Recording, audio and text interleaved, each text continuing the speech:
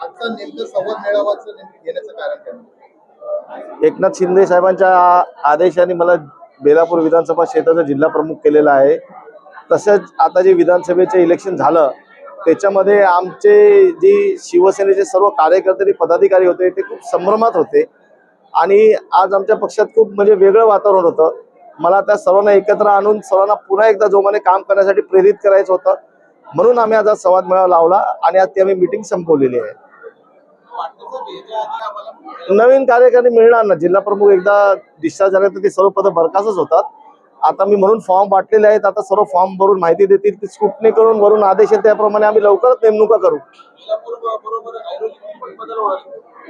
ऐरोलीमध्ये आमचे आदरणीय माजी जिल्हा प्रमुख विजय चौगुले साहेब आहेत आणि त्यांच्याबद्दलचा निर्णय आता लवकरच होणार आहे।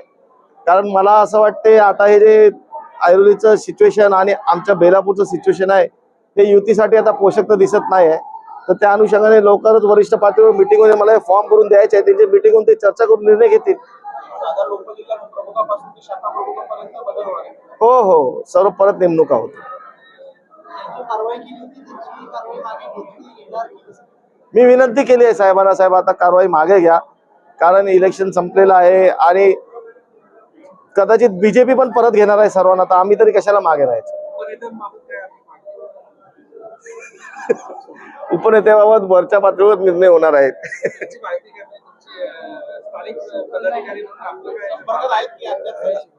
सध्या माझ्या संपर्कात नाहीत, पण मी पहिल्याच दिवशी विनंती केलेली साहेब काय आपल्या लोकांनी दुसऱ्या पक्षाचं काम केलेलं नाही, तेव्हा मोठं मन करून त्यांना परत घ्यावं अशी आम्ही विनंती तर केलेली आहे।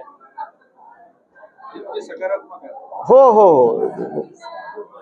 ठाणे आणि रायगड जिल्ह्यातील ताज्या बातम्या आणि घडामोडींसाठी सबस्क्राईब करा इन मराठी न्यूज चॅनल आणि दाबा बेल आयकॉन।